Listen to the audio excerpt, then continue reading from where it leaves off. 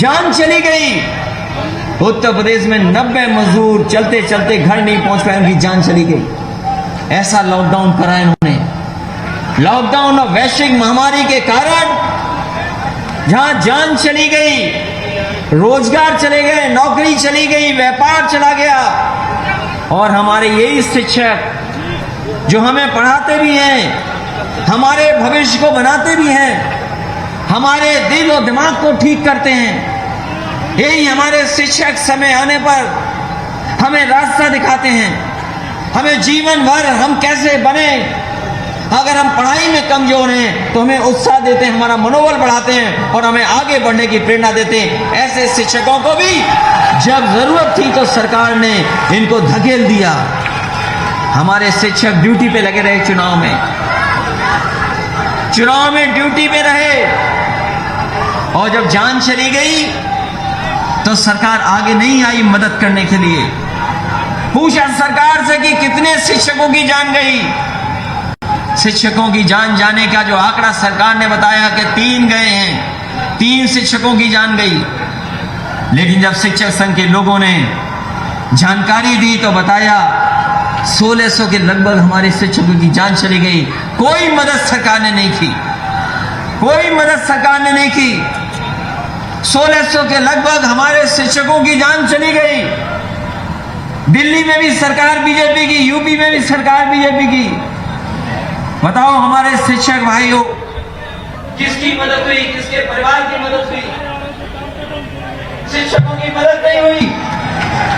आंकड़ा भी छिपाया, पहले का 3 की जान गई, बाद में सरकार को चुप होना पड़ा जब 1600 की सूची आ गई। यही हमारे शिक्षा मित्र के लोग, हमारे शिक्षा मित्र वाले जानते होंगे, ये शिक्षा मित्र वाले साथी जिस समय समाजवादी सरकार थी, हम लोगों ने सम्मान दे करके इनको न समायोजित करने का काम किया था। हमारे शिक्षा मित्र जानते होंगे, उनको अगर किसी ने सम्मान दिया था सरकार में तो समाजवादी लोगों ने उन्हें सम्मान देने का काम किया। लेकिन उनका सब कुछ छिन गया। उनका घोषणा पत्र उठाइए, बीजेपी के लोगों का घोषणा पत्र, कहा कि हम शिक्षा मित्रों को सम्मान देंगे, उनको समायोजित कर देंगे।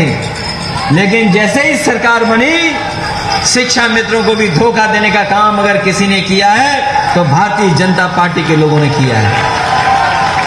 आज शिक्षक खड़े हैं सड़क पर, मानदेय देने का काम शुरू हो गया था। अभी कुछ लोगों ने कहा मैं यहां पर वित्तहीन वालों के लिए रास्ता निकाला था समाजवादियों ने।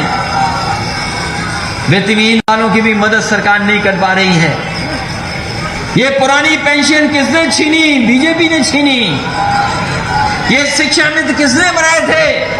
बीजेपी ने बनाए थे, और बाद में उनकी जान भी ले ली और उनको नौकरी से भी बाहर करने का काम किया। इतना शिक्षक और नौजवान पे कभी लाठी नहीं पड़ी होगी जितना भारतीय जनता पार्टी की सरकार में उन्हें अपमानित होना पड़ रहा है। जो अधिकार हमें संविधान ने दिए हैं, जो अधिकार हमें संविधान ने दिए, उन अधिकारों को भी छीना जा रहा है। हम आपसे जानना चाहते हैं, ये बीजेपी के लोगों ने कहा कि हम तो राष्ट्र प्रेम है हमारे अंदर, राष्ट्र के लिए जीते मरते हैं। बताओ ये कहा कहते हैं कि नहीं कहते हैं? भारतीय जनता पार्टी के लोग कहते हैं कि राष्ट्र हमारे लिए बहुत बड़ा है, लेकिन हम उन्हीं से जानना चाहते हैं, बताओ राष्ट्र की संपत्ति कौन बेच रहा है? हमें नहीं लगता किसी की जेब में यहां पर पैसा होगा। अगर जेब में पैसा हो तो भारतीय जनता पार्टी की ऐसी सरकार है कि अगर आपको ट्रेन खरीदनी हो तो ट्रेन खरीद लो, पटरी खरीदनी हो तो पटरी खरीद लो, हवाई जहाज खरीदना हो तो हवाई जहाज खरीद लो, एयरपोर्ट खरीदना तो एयरपोर्ट खरीद लो, पानी का जहाज जहां खड़ा होता है वो भी पोर्ट खरीद लो। ये फैसला ले रही है भारतीय जनता पार्टी। सोचो, हमारे भारत की संपत्ति बेच रहे हैं। बताओ बिकने लगा कि नहीं बिकने लगा? और इनका बस चला तो हो सकता है गंगा में पानी का जहाज चलने वाला भी ये बेच दें किसी न किसी प्राइवेट आदमी को देने के, जाओ चलाओ जाके। सोचो हमारे निषाद बिन समाज का क्या होगा, जो नावक है उनका क्या होगा, नाव चलाने वालों का क्या होगा। और जब ये बीमारी आई दोबारा, आज तो हम कोई मास्क नहीं लगाए। मैं जब हेलीकॉप्टर से उतरा तो मैं मास्क लगाए हुए था, हमें भी कानून का पालन करना था। लेकिन जैसे ही सभा में आया तो मुझे लगा कि यहां पर तो है ही नहीं, पता ही नहीं लगी बीमारी कहां चली गई है। लेकिन पता नहीं कब लौट आए, ये भी सावधान रहना। जैसे जैसे चुनाव आएगा हो सकता है करीब आ जाए बीमारी। और देखिए भारत वैश्विक महामारी के कारण, इस वैश्विक महामारी के कारण हमने आपने सबने पालन किया, ईमानदारी से पालन किया हमने आपने सबने। अगर सरकार का प्रोटोकॉल ये था कि अगर मेडिकल का ये प्रोटोकॉल था कि हमें नाक और मुंह बंद करके रहना है, तो हमने कैसे भी और हमने आपने मिलकर के जैसे भी बंद करके रखा हो, कभी अंगोछे से, कभी कपड़े से, कभी मास्क से, हम लोगों ने अपनी नाक और मुंह बंद करके रखा, हम लोगों ने पालन किया। लेकिन सोचो कभी यहां पर शिक्षक बैठे, नौजवान नौकरी रोजगार मांग रहा है, किसान वहां अपनी पैदावार की आय मांग रहा। ये भारतीय जनता पार्टी के लोगों ने पता नहीं कौन सी बीमारी हो गई है इनमें, जिन्होंने आंख और कान बंद कर रखे हैं। वैश्विक महामारी से तो हमारे नाक और मुंह बंद था, लेकिन भारतीय जनता पार्टी के आंखें और कान क्यों बंद हैं, कोई पता नहीं है, कोई पता नहीं क्यों बंद है। और जब सबसे ज्यादा जरूरत थी सरकार की, जब सबसे ज्यादा सरकार मदद कर सकती थी गरीबों की, इन्होंने मुंह फेर लिया जनता की तरफ से, गरीबों से मुंह फेर लिया और गरीबों को अपने हाल पे छोड़ दिया। जैसे मजदूरों को अपने हाल पे छोड़ दिया था, वैसे ही गरीबों को अपने हाल पे छोड़ दिया। न दवाई का इंतजाम किया, न अस्पताल का इंतजाम किया और न ही ऑक्सीजन का इंतजाम कर पाए। गरीब भागते रहे, लोग जिनके परिवार में लोगों को बीमारी हुई वो भागते रहे। न जाने कैसे इंतजाम किया होगा दवाई का, अस्पताल का और ऑक्सीजन का। कुछ लोगों को ऑक्सीजन नहीं मिली, जिसके कारण बड़ी संख्या में लोगों की जान चली गई। यही मां गंगा, ये मां गंगा बहती बहती बिहार चली गई और सोचो कितनी लाशें मिली यहां पर, लाशें लाशें मिली। यही इलाहाबाद प्रयागराज से लेकर के बनारस और आगे तक बक्सर तक लाशें मिली। उन्नाव में भी लाशें बह रही थी। जब इन बीजेपी के लोगों से पूछा कि ये लाशें कहां से आ रही हैं, तो सोचिए बीजेपी के लोगों ने जवाब दिया कि ये लाशें बिहार से आ रही हैं, ये यूपी की लाशें नहीं हैं। बताओ कौन मानेगा इसकी बातें। गंगा यूपी से बिहार जाती है, पानी का बहना यहां से वहां है, बिहार से लाशें कैसे यूपी में आ जाएंगी। और सोचिए मां गंगा ने सब लाशें वापस कर दी। अगर कोई अपमानित हुए तो हम और आप लोग अपमानित हो गए। इसलिए आज भदोही के जनता से हम आपसे जहां मिल रहे हैं, चुनाव शुरू हो गया है, चुनाव में समय नहीं है, चुनाव में समय नहीं है। और ये चुनाव जो होने जा रहा है, ये देश का सबसे बड़ा चुनाव होने जा रहा है। ये देश का सबसे बड़ा चुनाव होगा, क्योंकि बदलाव यहीं से आना है। और अगर बंगाल की जनता इन्हें खदेड़ सकती है, अगर बंगाल की जनता ने इन्हें खदेड़ा है, तो बताओ यूपी की जनता इन्हें खदेड़ेगी कि नहीं खदेड़ेगी। इन लोगों ने इतना झूठ बोला। बताओ इनका घोषणा पत्र कहां है, इनका संकल्प पत्र।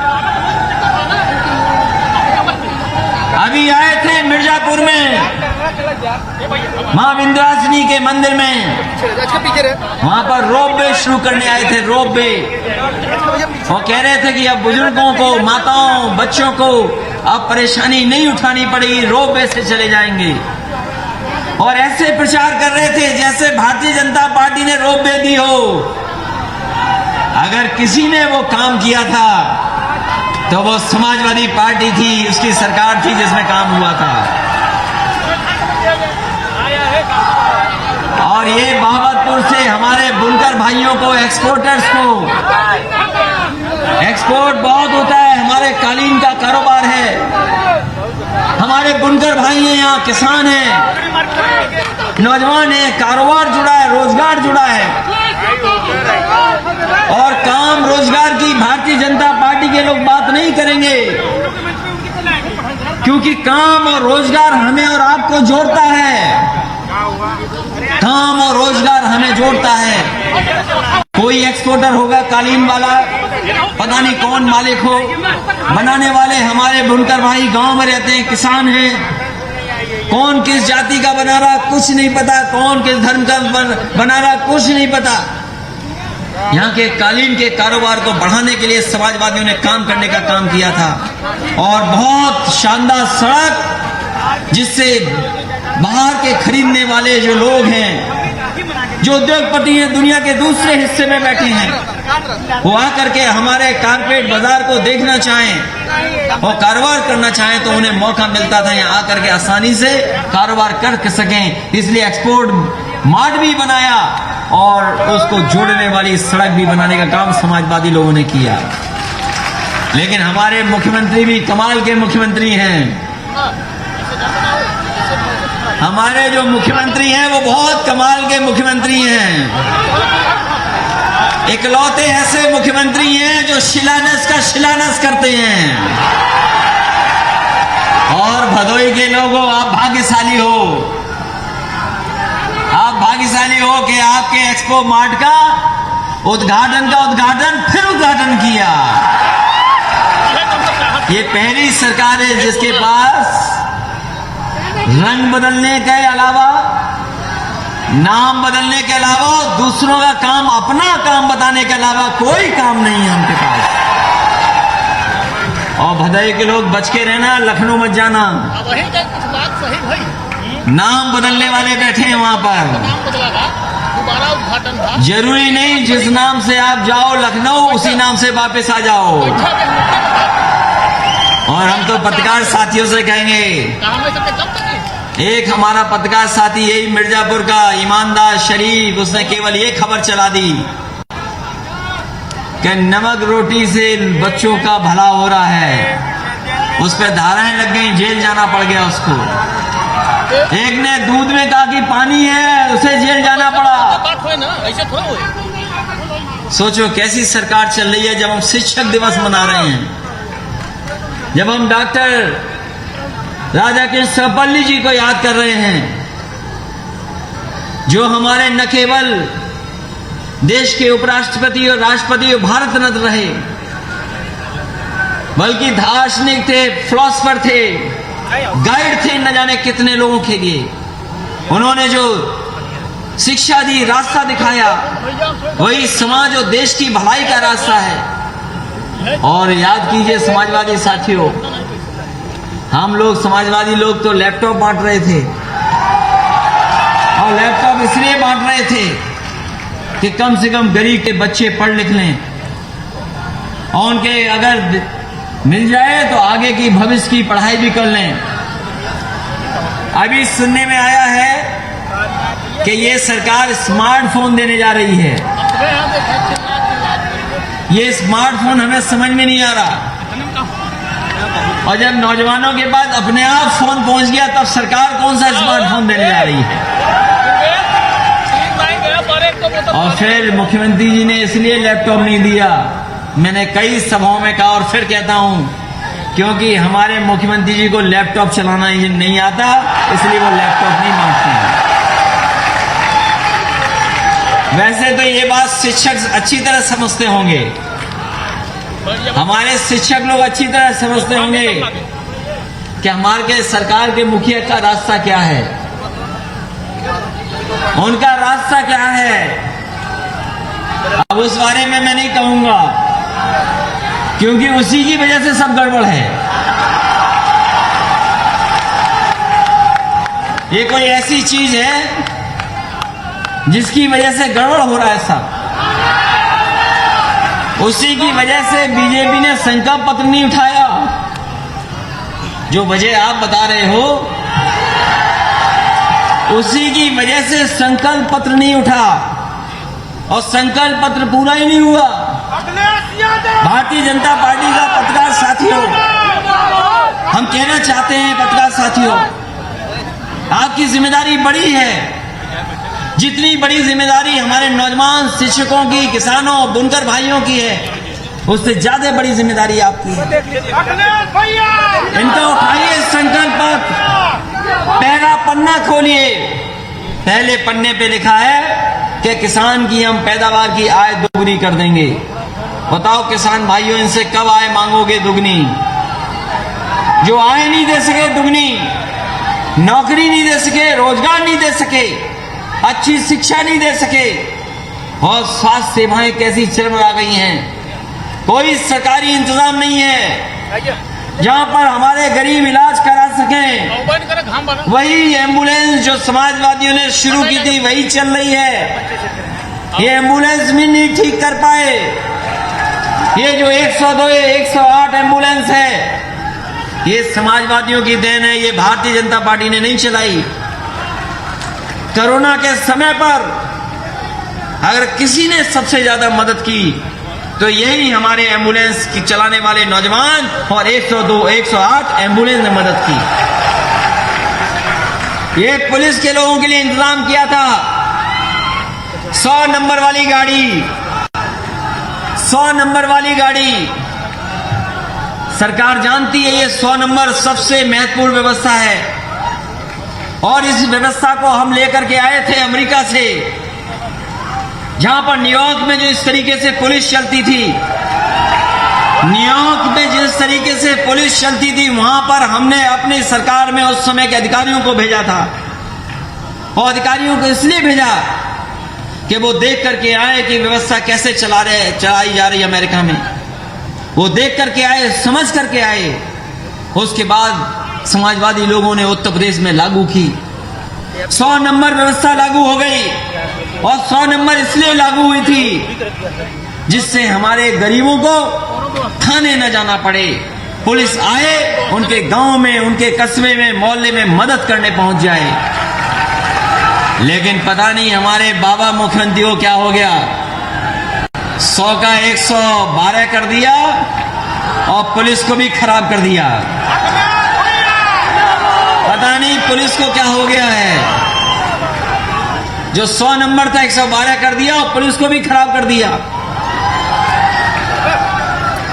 इतनी ईमानदार पुलिस को गड़बड़ कर दिया इन्होंने।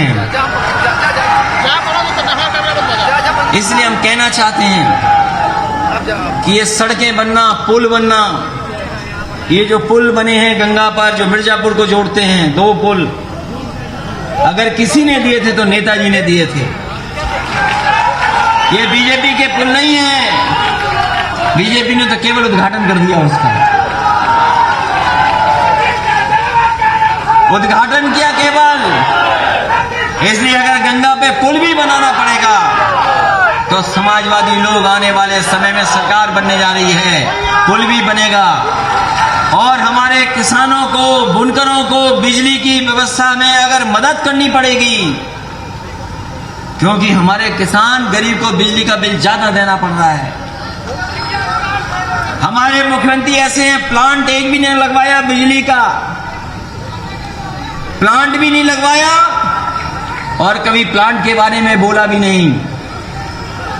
आज तक किसी ने सुना उनके मुंह से कि उत्तर प्रदेश में कोयले से बनने वाली बिजली के कितने कारखाने लगे हैं? आज तक किसी ने नहीं सुना होगा, न सुना होगा, न हमारे बाबा मुख्यमंत्री जी कह सकते हैं उसको। अगर किसी ने सबसे ज्यादा बिजली के कारखाने लगाए उत्तर प्रदेश में तो समाजवादी पार्टी की सरकार में लगने का काम हुआ और बिजली इतनी लगाई कि आने वाले समय के लिए भी पर्याप्त हो जाए, लेकिन उन प्लांटों को बनने नहीं दिया इस सरकार ने। मुझे अच्छी तरह याद है, बीजेपी के एक विधायक धरने पे बैठ गए थे बनारस में भूख हड़ताल पे बैठ गए थे। बीजेपी के एक विधायक, सबसे बुजुर्ग, जिनकी टिकट कट गई, टिकट नहीं मिली उन्हें उसके बाद, वो धरने पर बैठे थे कि प्रधानमंत्री का क्षेत्र है, यहां पर बिजली होनी चाहिए। 24 घंटे बिजली। कई दिनों पर जब हड़ताल पे बैठे रहे, भूख हड़ताल पे बैठे थे, मैंने बुलाया, मैंने समझा उनसे, और जब उन्होंने कहा कि प्रधानमंत्री जी के क्षेत्र में 24 घंटे बिजली कर दो, हमने कहा हाँ, समाजवादी सरकार है, भेदभाव नहीं करेगी, 24 घंटे बिजली कर देंगे, लेकिन आप भी उत्तर प्रदेश के बिजली का कोटा बढ़ाने का काम करो। समाजवादियों ने तो बिजली दे दी 24 घंटे उस समय पर, लेकिन आज भी उत्तर प्रदेश का बिजली का कोटा नहीं बढ़ा। जिस प्रदेश ने सबसे ज्यादा लोकसभा के सांसद जिताए हों, जिस प्रदेश ने विधायक सबसे जिताए हों, बताओ, डबल इंजन की सरकार उत्तर प्रदेश में भी, दिल्ली की भी सरकार इनकी, लेकिन उत्तर प्रदेश को क्या मिला ये सोचो। हमारे गरीब किसान छात्र नौजवानों, सोचो क्या मिला आपको, और क्या सपने दिखाए जा रहे थे कि मां गंगा साफ हो जाएंगी। इस बार मां गंगा ही इनका सफाया करेंगी और कोई सफाया नहीं करेगा। सपना दिखाया कि बनारस क्यूटो हो जाएगा, बनारस क्यूटो हो जाएगा। अभी गोरखपुर का हमने देखा, लोग सड़क से नहीं चल पा रहे थे। गोरखपुर में लोग सड़क से नहीं चल रहे थे, लोग नाव से चल रहे थे। अब पता नहीं बनारस में कैसे चल रहे होंगे। इसलिए इन्होंने व्यवस्था खराब की है। जिस रास्ते उत्तर प्रदेश जाना चाहिए था उस रास्ते पे नहीं लेके गए, उत्तर प्रदेश को पीछे कर दिया। आज जो हमारे संसाधन हैं सब छीने जा रहे हैं। जितनी भी सार्वजनिक चीजें थी उनको सबको बेचा जा रहा है, और जब चीजें बिक जाएंगी तो बताओ हमारा आपका भविष्य क्या होगा, बेकार हो जाएगा। इसलिए भविष्य की चिंता करिए। मैं आज वो चिट्ठी नहीं पढ़ रहा हूं, लेकिन मैं अपने साथ चिट्ठी लाया था एक। कभी अमेरिका के राष्ट्रपति ने अपने बेटे के हेड मास्टर के लिए चिट्ठी लिखी थी कि हमारे बेटे को क्या क्या सिखाना है। अब्राहम लिंकन, उन्होंने अपने बेटे के हेड मास्टर को चिट्ठी लिखी थी, थोड़ा दूर रही है यार, और इस चिट्ठी में जो जो चीजें लिखी थी, मैं तो कहूंगा हमारे शिक्षक, क्योंकि हमारा आप भविष्य बनाते हैं, आने वाली पीढ़ी का आप भविष्य बनाते हैं, आप भविष्य के शिल्पकार हैं। जो कभी अब्राहम लिंकन उस समय के राष्ट्रपति अपने बेटे को सिखाने के राष्ट्रपति को चिट्ठी लिखी थी, अगर वही हम लोग सीख लें तो शायद हमारा भविष्य भी बेहतर हो जाएगा और समाज का और देश का भी भविष्य बेहतर होगा। आज हमें सोचना होगा कि दुनिया में हम कहां खड़े हैं, हमारा प्रदेश कहां खड़ा है, सबसे बड़ा प्रदेश, लेकिन उस प्रदेश को पीछे करने का काम किया। जो विकास की गति थी उसको रोक दिया, जो कारखाने उद्योग लगने थे वो बंद कर दिए। हमारे बुनकर भाइयों की जो मदद होती थी, इस कोविड में, कोरोना में, न जाने कितने बुनकर भाइयों को परेशानी उठानी पड़ी, किसानों को परेशानी उठानी पड़ी। कभी नेताजी ने शुरू किया था कि उनको सस्ती बिजली देंगे, उनकी फिक्स रेट में बिजली देंगे, क्योंकि उनकी मदद की जरूरत थी, लेकिन सरकार ने उनकी व्यवस्था को छीन लिया। हम अपने किसान भाइयों को भरोसा दिला के जा रहे हैं, हम अपने बुनकर भाइयों को भरोसा दिला के जा रहे हैं, समाजवादी सरकार बनेगी तो आपको बिजली से की मदद करने का काम और ज्यादा से ज्यादा सहूलियत देने का काम हम लोग करेंगे।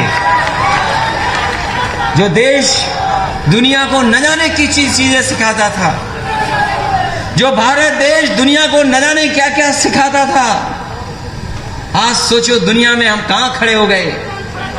जब दुनिया में तस्वीरें दिखी होंगी गंगा में बहती हुई लाशें दुनिया ने देखी, दुनिया ने कोरोना की बर्बादी देखी, दुनिया ने लोगों को भागते हुए देखा, सिलेंडर लेते जाते हुए देखा। सोचो हमारा देश का कितना अपमान हुआ। और तब जब देश के पास किसी चीज की कमी नहीं है, आज उत्तर प्रदेश में गरीबों का इलाज वही अस्पताल कर रहे हैं जो अस्पताल समाजवादी सरकार में बने थे। इन्होंने 4.5 साल में उत्तर प्रदेश के मुख्यमंत्री जी बताएं कि कौन सा अस्पताल का शिलान्यास किया था और उसी अस्पताल का उद्घाटन किया हो तो हमें बता दो। अगर एक अस्पताल आपने दिया हो तो बता दो हमें।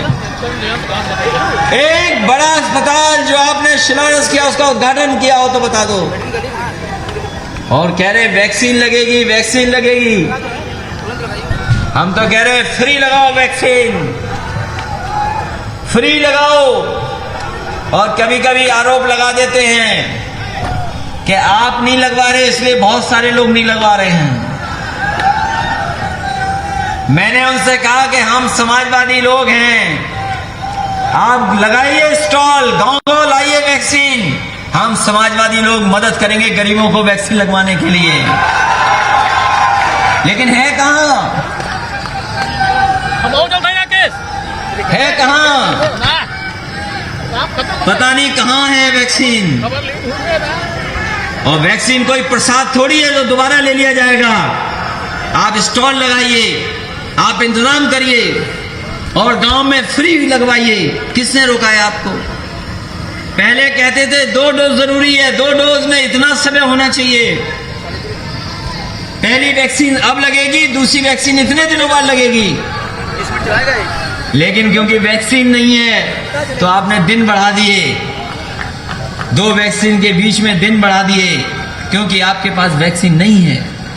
इसलिए हम आपसे निवेदन करना चाहते हैं समाजवादी साथियों और शिक्षक सभा के कार्यक्रम में इतनी बड़ी संख्या में जो शिक्षक आए हैं आज उत्तर प्रदेश में, उस हिस्से में जहां किसान खड़े हैं या शिक्षक नौजवान और किसान बुनकर भाई खड़े हैं, ये बदलाव आना चाहिए, बदलाव होना चाहिए।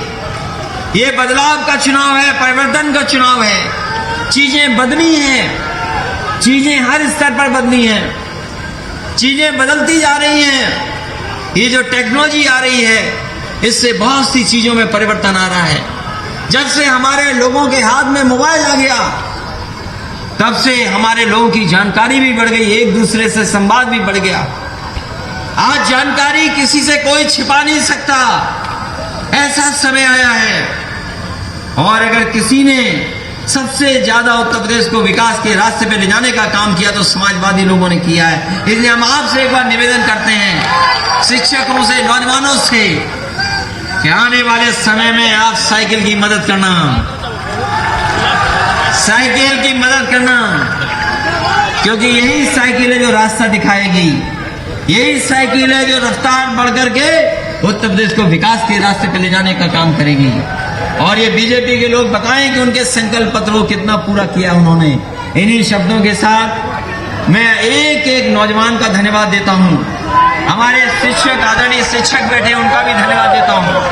Professor doctor B Pandey ji का धन्यवाद देता हूं। और जितने भी हमारी पार्टी के नेता हैं, शिक्षक समाज से जुड़े हुए पार्टी के पदाधिकारी, पूर्व विधायक, जिलाध्यक्ष, सभी पदाधिकारियों का बहुत बहुत धन्यवाद। और अपने साथियों को बहुत बहुत धन्यवाद। यहीं पे करा दो वॉक थ्रू। संख्या में, गर्मी में, उमस में, जिन्होंने